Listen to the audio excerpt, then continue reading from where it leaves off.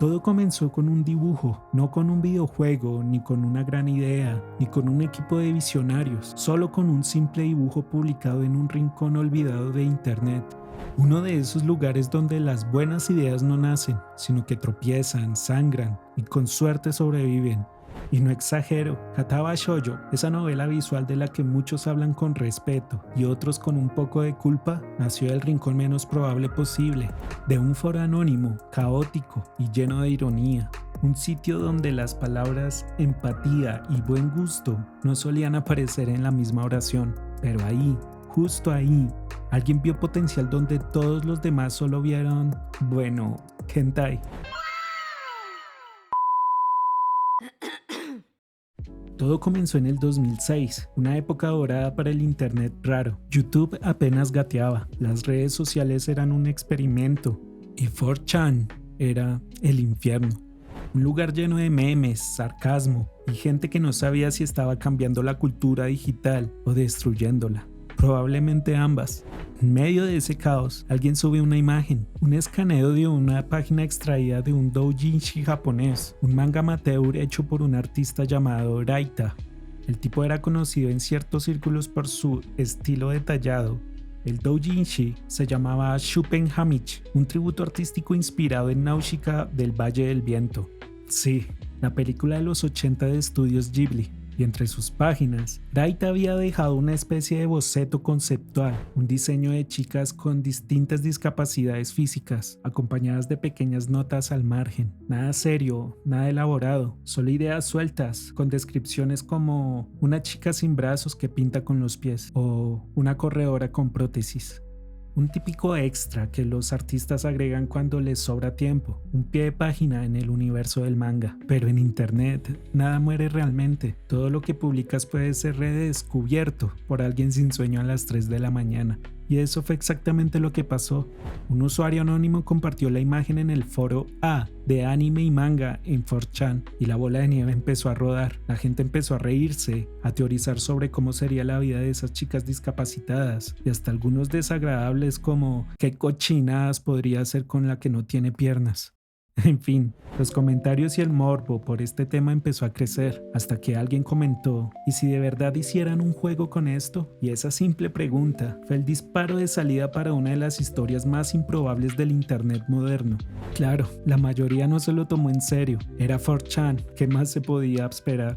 Pero entre las risas, un pequeño grupo de personas sintió algo distinto, curiosidad.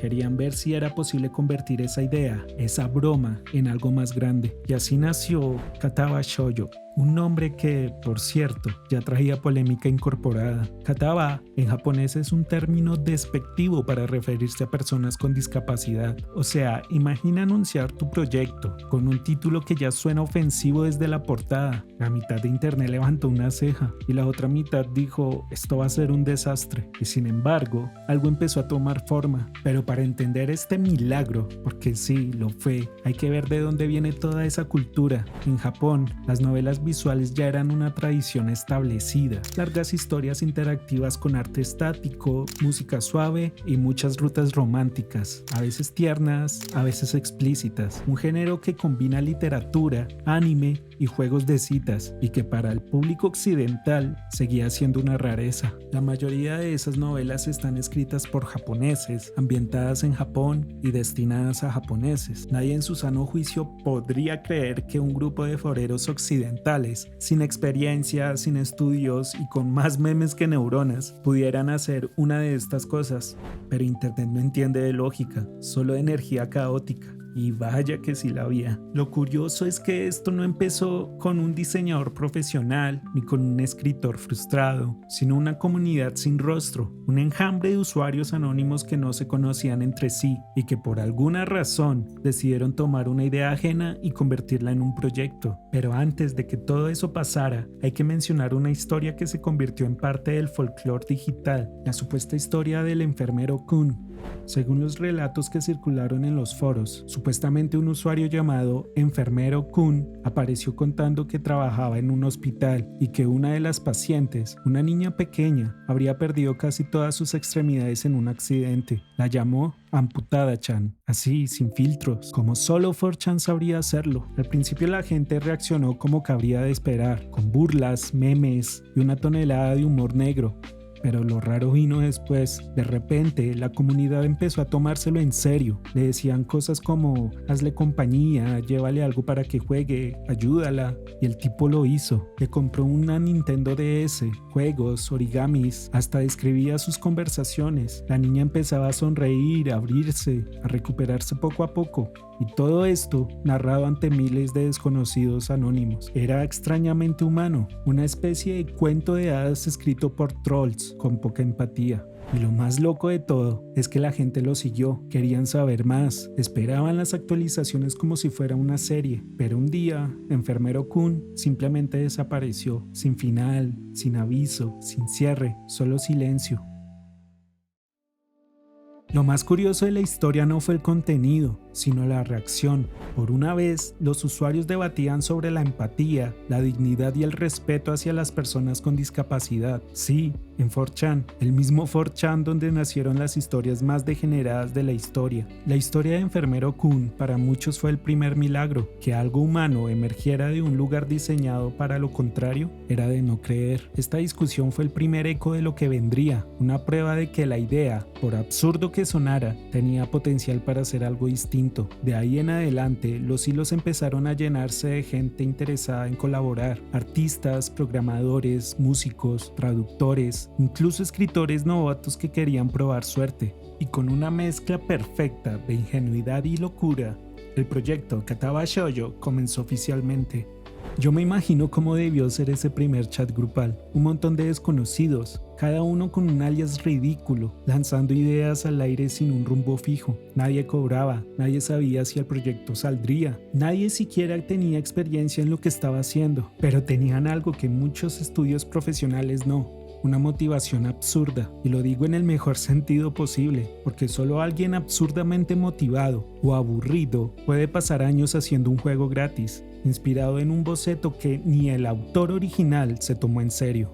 Usaron Rempi, un motor gratuito diseñado para novelas visuales, básicamente la versión hazlo tú mismo de los juegos de citas, ideal para quienes tienen ideas pero no presupuesto, perfecto para este grupo. El equipo empezó a crecer, primero fueron unos pocos anónimos en un hilo, luego un servidor de IRC, más tarde un grupo organizado con nombre 4Left Studios, una referencia al trébol de 4 hojas, símbolo de suerte, y vaya que sí iban a necesitarla. Durante meses se dedicaron a escribir las rutas de las chicas, a definir personalidades, a diseñar entornos. El concepto era simple pero delicado. Un joven con una enfermedad cardíaca es transferido a una escuela para personas con discapacidades. Allí conoce a distintas chicas, cada una con su historia, sus limitaciones y su manera de enfrentar la vida. Hasta ahí suena como un juego romántico más, pero lo que estaban intentando hacer era distinto. Querían que esas historias fueran humanas, no caricaturas. Querían mostrar vulnerabilidad, superación, empatía y sí, también un poco de romance, porque no todo tiene que ser tragedia, ¿verdad? El problema era que no todos en el equipo pensaban igual. Algunos querían un enfoque más serio y emocional, otros algo más ligero y cercano al humor, y otros, bueno, querían exactamente lo que esperas de 4chan, historias degeneradas. Y eso generó conflictos, peleas, reescrituras, abandonos. Hubo drama, mucho drama, y lo más impresionante, todo ese drama quedó registrado en foros, logs y archivos que hoy son parte de la arqueología digital de Internet. Imagínate el panorama, un grupo de foreros anónimos dispersos por el planeta con diferentes zonas horarias, diferentes ideas y en algunos casos con diferentes niveles de cordura, intentando terminar un proyecto ambicioso sin cobrar y con la presión de todo Internet encima. Es como tratar de armar un rompecabezas mientras todos los demás gritan consejos contradictorios. Hazlo más romántico, no, más trágico, que tenga escenas subidas de tono, que no las tenga. Y entre tanto ruido, alguien en el equipo tenía que mantener el rumbo. El líder original del proyecto, un usuario conocido como Aura, fue quien trató de mantener la calma. era como el capitán de un barco hecho con cinta adhesiva y esperanza. Pero incluso él sabía que no todos iban en la misma dirección. A lo largo del desarrollo, el grupo se dividió en pequeñas facciones y, como les había contado antes, algunos querían que el juego explorara la discapacidad desde un punto de vista realista y empático.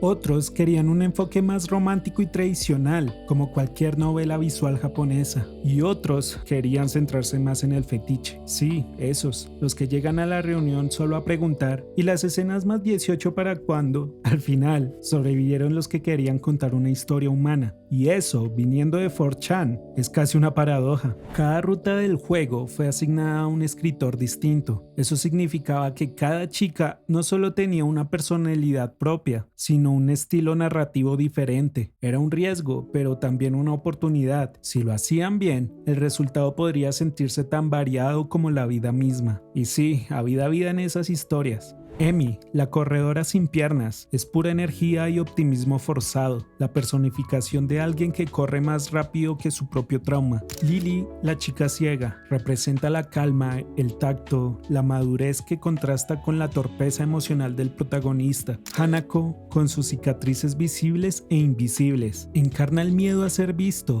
a la ansiedad de existir cuando tu cuerpo se convierte en una historia que los demás interpretan por ti. Rin, la artista sin brazos, es casi un poema confuso con piernas. Habla raro, piensa diferente y a veces parece más un espejo que un personaje. Y finalmente, Shizune, la chica sordomuda, competitiva, decidida y, con ironía del destino, líder de su clase. La única que logra hacer ruido sin decir una palabra. Cada historia tenía su tono, su ritmo y su mensaje. Aunque el juego se presentaba como un romance con chicas discapacitadas, el verdadero tema no era ese. Era cómo las personas enfrentan sus limitaciones físicas, emocionales o sociales, y qué significa amar cuando te cuesta incluso aceptarte a ti mismo. Por eso, Kataba Shoujo terminó siendo algo más profundo de lo que nadie esperaba, incluso sus propios creadores. Pero el camino hasta ahí fue cualquier cosa menos romántico. El desarrollo fue lento, extenuante y por momentos casi suicida. Hubo renuncias, filtraciones, discusiones internas, bloqueos creativos, crisis existenciales. Hubo incluso un momento en que el proyecto casi muere. Algunos miembros abandonaron, convencidos de que jamás lo terminarían. Y sin embargo, los que quedaron siguieron, porque cuando llevas años invirtiendo tu vida en algo que nació como una broma, dejarlo morir ya no es una opción, es renunciar a tu propio sentido del absurdo. Y nadie quería darle la razón a los que decían, eso nunca pasará de una demo.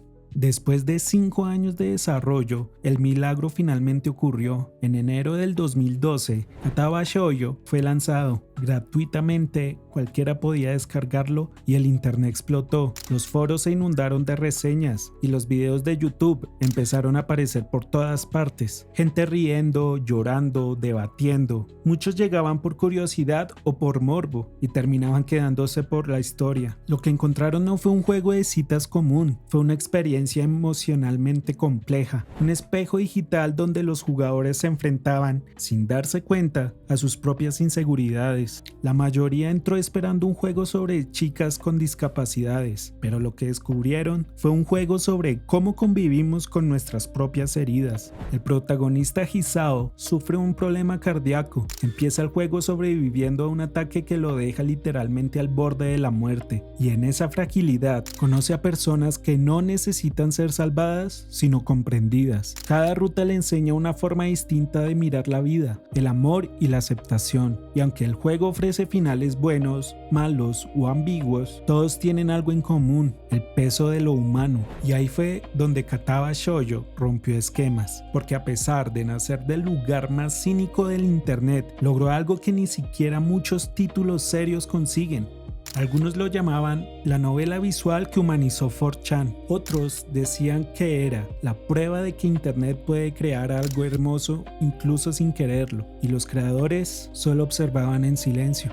Porque, fieles a su origen anónimo, los miembros de 4Left Studios nunca se atribuyeron públicamente la fama. Después del lanzamiento, simplemente se desvanecieron. Así de simple, publicaron el juego, agradecieron y desaparecieron. Ni secuela, ni actualización, ni nada. Solo dejaron una nota de despedida. Gracias por jugar. Y eso fue todo. dejando atrás algo que nadie esperaba, una obra que, en su propia imperfección, tocó a millones de personas. Y lo más irónico es que Eraita, el artista japonés que sin querer inició todo, apenas comentó el tema. Solo dijo que le parecía interesante que su idea haya inspirado algo tan distinto. Nunca reclamó derechos ni pidió dinero. Solo sonrió, vio el fenómeno desde lejos y siguió dibujando chicas raras. Kataba Shoujo no fue solo una novela visual, fue un espejo cultural, una muestra de que el arte puede surgir del caos, del cinismo o incluso del anonimato, y que a veces lo que empieza como una broma puede terminar siendo un manifiesto sobre humanidad, porque el juego al final no te pide que sientas lástima por nadie, te pide que mires de frente la vulnerabilidad, sin adornos, sin excusas, que veas que todos somos de alguna forma un poco rotos, y que amar no es arreglar a alguien, sino acompañarlo mientras aprende a vivir con sus grietas. Así que sí, Kataba Shoujo nació del rincón más oscuro de internet, pero al final iluminó algo que todos compartimos: el miedo,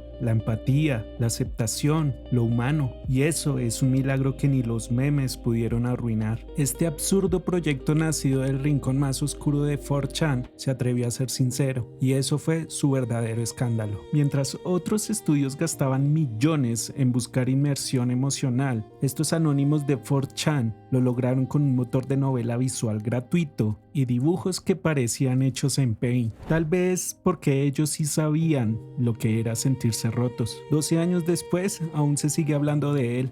Este pequeño proyecto amateur sigue vivo, sin actualizaciones, sin DLCs, sin nada, solo por lo que provoca. Eso, gente, es inmortalidad digital. A veces me gusta pensar que todos tenemos un poco de Kataba Shoujo, no porque seamos especiales, sino porque todos tenemos algo que no funciona como debería, y aún así seguimos buscando amor, sentido o un botón de continuar. Tal vez eso es lo que el juego intentaba decir, que no hay redención perfecta ni final feliz garantizado, solo momentos de conexión entre personas igual de defectuosas. Y si eso no es humano, entonces no sé qué lo es.